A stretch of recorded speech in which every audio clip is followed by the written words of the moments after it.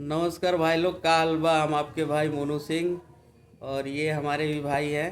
सचिन और कुमार। हाँ, तो इस साल जितने भी छठ गीत आए हैं सबसे बढ़िया जो छठ गीत लग रहा है वो पवन सिंह का लग रहा है। इस साल नहीं, हर साल सब जब भी छठ गीत आता है ना, सबसे अच्छा पवन भैया का ही रहता है। भक्ति सम्राट ऐसे ही नहीं उनको बोला जाता है, भक्ति सम्राट है।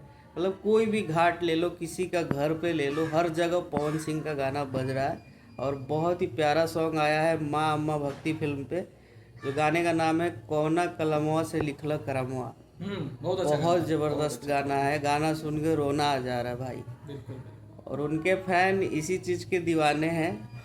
और बाकी लोग भी गाना लाए हैं लेकिन उतना खास गाना हमको नहीं लगा किसी का भी।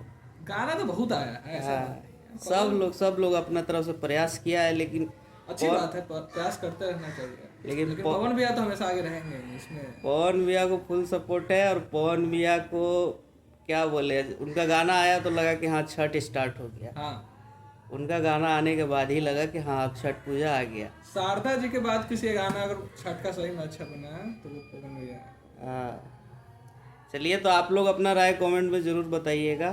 बाकी मिलते हैं नेक्स्ट वीडियो में। लव यू, जय भोजपुरी।